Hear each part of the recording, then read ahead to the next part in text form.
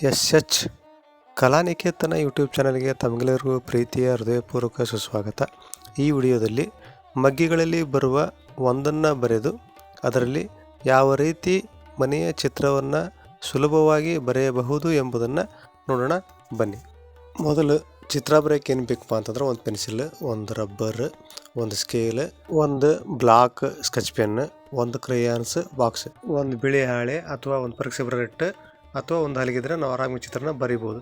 ಮೊದಲು ಏನು ಮಾಡ್ಬೇಕಪ್ಪ ಅಂದ್ರೆ ನಾವು ಆ ಬಿಳಿ ಹಾಳೆಗೆ ಬಾರ್ಡ್ರನ್ನು ಹಾಕಬೇಕು. ಆ ಬಾರ್ಡ್ರ್ ನಾವು ಬಿಳಿ ಹಾಳೆಗೆ ಯಾಕೆ ಹಾಕಬೇಕಪ್ಪ ಅಂತಂತಂದ್ರೆ ಯಾವುದೇ ಒಂದು ಕಲಾಕೃತಿ ಅಥವಾ ಯಾವುದೇ ಒಂದು ಚಿತ್ರ ಅಥವಾ ಯಾವುದೇ ಒಂದು ಫೋಟೋ ಬಹಳಷ್ಟು ನೀಟಾಗಿ ಚೆನ್ನಾಗಿ ಕಾಣಬೇಕಪ್ಪ ಅಂತಂದ್ರೆ ನಾವು ಆ ಹಾಳೆಗೆ ಅಥವಾ ಕಲಾಕೃತಿಗೆ ಅಥವಾ ಫೋಟೋಗೆ ನಾವು ಬಾರ್ಡ್ರನ್ನ ಹಾಕಿದಾಗ ಅದು ಬಹಳಷ್ಟು ಸುಂದರವಾಗಿ ಕಾಣ್ತೈತಿ.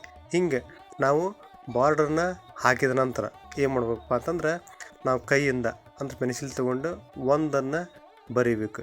ಆ ಒಂದು ಕೂಡ ಹೆಂಗಿರ್ಬೇಕಂದ್ರೆ ಸ್ಕೇಲ್ ತೊಗೊಂಡು ಬರ್ದಂಗೆ ಇರಬೇಕು. ಮತ್ತೊಂದು ಅದ್ರ ಬಾಜುನ ಸೇಮ್ ಒಂದು ಬರ್ದಂಗೆ ಬರೀಬೇಕು. ಅದ್ರ ಬಾಜು ಮತ್ತೊಂದು ಒಂದು ಬರೀಬೇಕು. ಅದ್ರ ಬಾಜು ಅಂದ್ರೆ ಅದ್ರ ಪಕ್ಕದಾಗ ಮತ್ತೊಂದು ಒಂದು ಬರೀಬೇಕು. ಹಿಂಗೆ 4 ಗೆರೆಗಳನ್ನು ಹಾಕಿದ ನಂತರ ಏನು ಮಾಡ್ಬೇಕಪ್ಪ ಅಂದ್ರೆ 1ನೇ ಗೆರೆಯಿಂದ ಮೇಲೆ ಕ್ರಾಸಾಗಿ ಬಲಕ್ಕೆ ಬರೆದು 2ನೇ ಗೆರೆ ತಂದು ತುದಿ ಸೇರಿಸ್ಬೇಕು. ಆ ನಂತರ ಮೇಲಿಂದ 4ನೇ ಗೆರೆ ತುದಿ ಬಂದು ಸೇರಿಸ್ಬೇಕು. ಆ ನಂತರ ಏನು ಮಾಡ್ಬೇಕು ಅಂದರೆ ಮೇಗಿನ ತುದಿಯಿಂದ ಈಗ ಲಾಸ್ಟ್ ಗೆರೆ ಬಂದು ಸೇರಿಸ್ಬೇಕು. ಮತ್ತು ಇದು ಸೇಮ್ ಸಮಾಂತರವಾಗಿ 4ನೇ ಗೆರೆ ತುದಿ ಬಂದು ಸೇರಿಸ್ಬೇಕು. ಕೆಳಗಿನ ತುದಿಗೆ 2ನೇ ಗೆರೆಯಿಂದ 4ನೇ ಗೆರೆ ತುದಿಗೆ ಬಂದು ಒಂದು ಗೆರೆನ ಹಾಕಬೇಕು.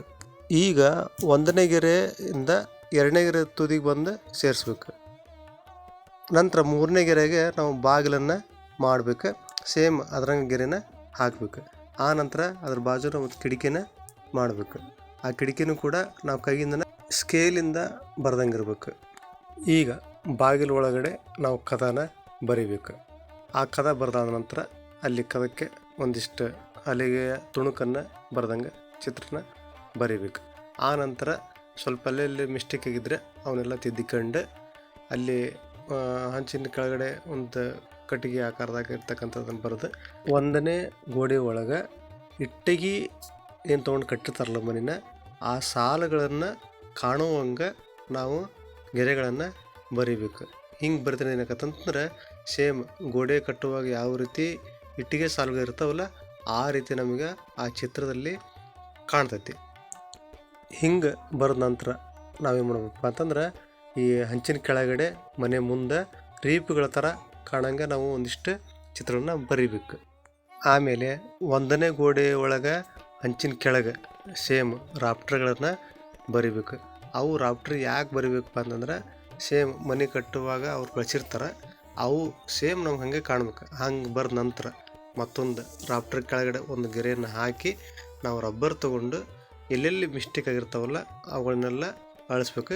ಇಲ್ಲಿ ಜಾಸ್ತಿ ರಬ್ಬರ್ನ ಉಪಯೋಗ ಮಾಡಬಾರ್ದು. ಯಾಕಪ್ಪ ಅಂತಂದ್ರೆ ಚಿತ್ರ ಬರೆಯುವ ಜಾಸ್ತಿ ರಬ್ಬರ್ನ ಉಪಯೋಗ ಮಾಡಿದರೆ ಅಲ್ಲಿ ನಾವು ಏನಾದರೂ ಬಣ್ಣ ಹಚ್ಚುವಾಗ ಅದು ಸರಿಯಾಗಿ ಬಣ್ಣ ಅದಕ್ಕೆ ಹತ್ತಂಗಿಲ್ಲ. ಹೀಗಾಗಿ ಸ್ವಲ್ಪ ಭಾಳಷ್ಟು ಕಡಿಮೆನ ಬಳಸ್ಬೇಕು.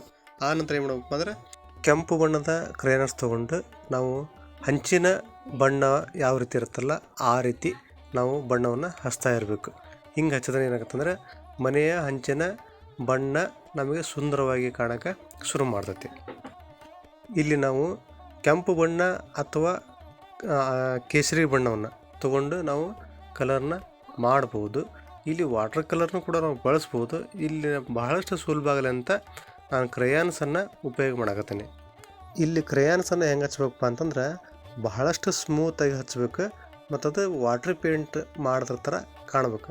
ಆ ನಂತರ ಏನು ಮಾಡ್ಬೇಕಪ್ಪ ಅಂತಂದ್ರೆ ಪ್ರತಿಯೊಂದು ಗೆರೆಗೂ ನಾವು ಬ್ಲಾಕ್ ಸ್ಕೆಚ್ ಪೆನ್ ತೊಗೊಂಡು ನಾವು ಗೆರೆಯನ್ನು ಹಾಕಬೇಕು. ಇದಕ್ಕೆ ಅಂತ ಕರಿತೀವಿ ಅಂದ್ರೆ ಆ ಚಿತ್ರದ ಔಟ್ಲೈನ್ ಅಂತ ಕರಿತೀವಿ. ನಾವು ಫಸ್ಟ್ಗೆ ಏನು ಮಾಡಿದ್ವಿಪ್ಪ ಅಂತಂದ್ರೆ ಪೆನ್ಸಿಲ್ ತೊಗೊಂಡು ಬರೆದಿದ್ವಿ.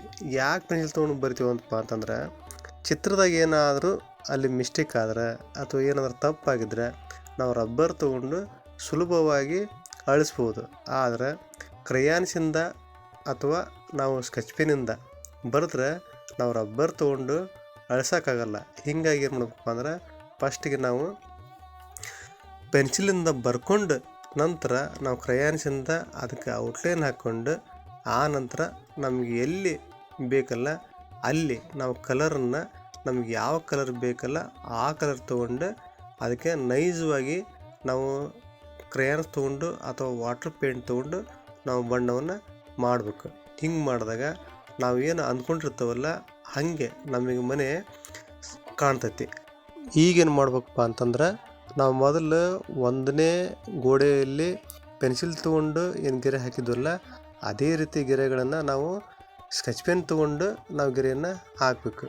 ಆ ನಂತರ ಏನು ಮಾಡ್ಬೇಕಪ್ಪ ಅಂತಂದ್ರೆ ಆ ಇಟ್ಟಿಗೆ ಯಾವ ರೀತಿ ಕಾಣಿಸುತ್ತಲ್ಲ ಆ ರೀತಿ ನಾವು ಗೆರೆಗಳನ್ನು ಆ ಪ್ರತಿಯೊಂದು ಗೆರೆಗುಂಡನ್ನು ಬರಿತಾ ಇರಬೇಕು.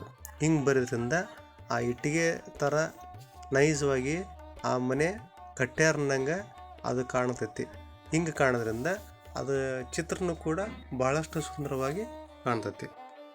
ಇದೇ ರೀತಿ ನಾವು ಗೆರೆಗಳನ್ನು ಆ ಪೂರ್ತಿ ಆ ಗೋಡೆ ತುಂಬ ಹಾಕಿದ ನಂತರ ಕೆಳಗಿನ ಗೆರೆಯನ್ನು ನಾವು ಮತ್ತೊಂದು ಸಲ ಬ್ಲ್ಯಾಕ್ ತೊಗೊಂಡು ಹಾಕಿ ಈಗ ನಾವು ಬಣ್ಣವನ್ನು ತೊಗೊಂಡು ಅಂದ್ರೆ ಕ್ರಯಾನ್ಸ್ನಾಗ ಬ್ರೌನ್ ಕಲರನ್ನು ತೊಗೊಂಡು ನಾನೀಗ ಒಂದನೇ ಗೋಡೆಯಲ್ಲಿ ಪೂರ್ತಿ ಬಣ್ಣವನ್ನು ಮಾಡ್ತಾಯಿದ್ದೀನಿ. ನೀವು ಕೂಡ ಇದೇ ರೀತಿ ನಿಮಗೆ ಯಾವ ರೀತಿ ಇಷ್ಟ ಆಗುತ್ತಲ್ಲ ಅಂತಹ ಬಣ್ಣಗಳನ್ನು ತೊಗೊಂಡು ನಿಮಗೆ ಇಷ್ಟ ಬಂದಂಗೆ ಹಚ್ಬೋದು. ಅದು ಹೆಂಗಿರ್ಬೇಕಪ್ಪ ಅಂತಂದ್ರೆ ನಾವು ಹಂಚಿನ ಕಲರ್ ಮಾಡುವಾಗ ಯಾವ ರೀತಿ ಹಚ್ಚೋದಿಲ್ಲ ಹಾಗೆ ಸ್ಮೂತಾಗಿ ಹಚ್ಚಬೇಕು. ಹಿಂಗೆ ಹಚ್ಚೋದ್ರಿಂದ ಸೇಮ್ ವಾಟರ್ ಪೇಂಟ್ ಥರನೇ ಅದು ಕಾಣ್ತೈತಿ. ಹಿಂಗೆ ಸ್ಮೂತಾಗಿ ಹಚ್ಚಿದ ನಂತರ ಎದುರುಗಡೆ ಗೋಡೆಗೆ ನಾವು ಬಣ್ಣವನ್ನು ಹಚ್ಚಬೇಕು. ಅದನ್ನು ಏನು ಮಾಡ್ತಾನಪ್ಪ ಅಂದ್ರೆ ನಾನು ಸ್ಕೈ ಬ್ಲೂ ತೊಗೊಂಡು ನಾನು ಎದುರುಗಡೆ ಗೋಡೆಗೆ ಬಣ್ಣವನ್ನು ಹಚ್ತಾ ಇದ್ದೀನಿ.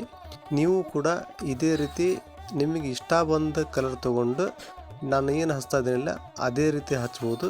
ಫಸ್ಟಿಗೆ ಏನು ಮಾಡಬೇಕಪ್ಪ ಅಂತಂದ್ರೆ ಹಂಚಿನ ಕೆಳಗಡೆ ಒಂಚೂರು ಡಾರ್ಕ್ ಮಾಡಬೇಕು.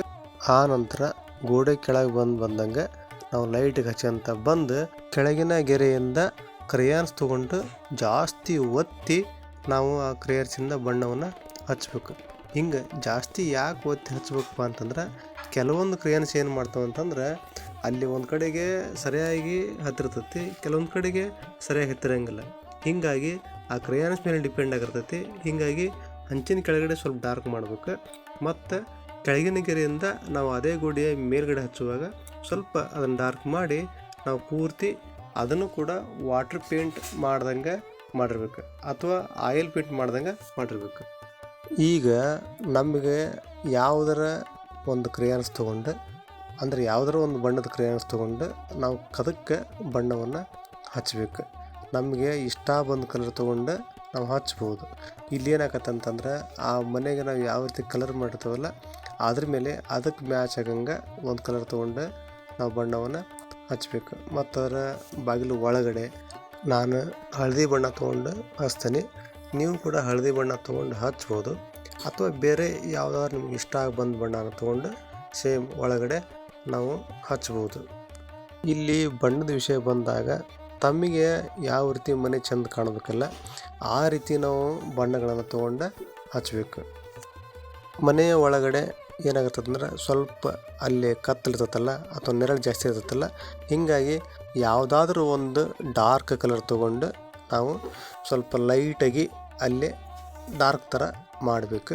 ಆನಂತರ ಒಳಗೆ ಏನಾದರೂ ಗೋಡೆ ಥರ ಇದ್ದರೆ ಆ ಗೋಡೆ ಥರ ಮಾಡಿ ಕಿಟಕಿ ಒಳಗಡೆ ಕೂಡ ಸ್ವಲ್ಪ ಡಾರ್ಕನ್ನು ಮಾಡಬೇಕು. ಆನಂತರ ಹಂಚಿನ ಕೆಳಗಡೆ ಏನಾದರೂ ಸ್ವಲ್ಪ ಡಾರ್ಕ್ ಬೇಕಪ್ಪ ಅಂತಂದ್ರೆ ಡಾರ್ಕ್ ಕಲರ್ ತೊಗೊಂಡು ನಾವು ಅಲ್ಲಿಯೂ ಕೂಡ ಒಂದಿಷ್ಟು ತಿದ್ದುಪಡಿಗಳನ್ನು ಮಾಡ್ಬೋದು.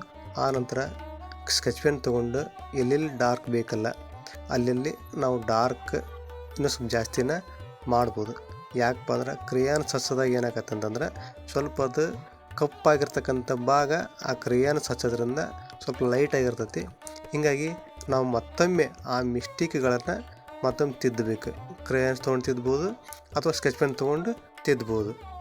ದಯವಿಟ್ಟು ಯಾರ್ಯಾರು ಈ ವಿಡಿಯೋ ನೋಡಾಕತ್ತಾರಲ್ಲ ಅವರು ಈ ವಿಡಿಯೋವನ್ನು ಲೈಕ್ ಮಾಡಿರಿ, ಸಬ್ಸ್ಕ್ರೈಬ್ ಮಾಡಿರಿ ಮತ್ತು ಈ ವಿಡಿಯೋನ ತಮ್ಮ ಇತರ ಎಲ್ಲ ಸ್ನೇಹಿತರಿಗೂ ಶೇರ್ ಮಾಡಿರಿ ಅಂತ ಹೇಳ್ತಾ ವಿಡಿಯೋ ನೋಡೋದಕ್ಕೆ ತುಂಬ ಧನ್ಯವಾದಗಳು.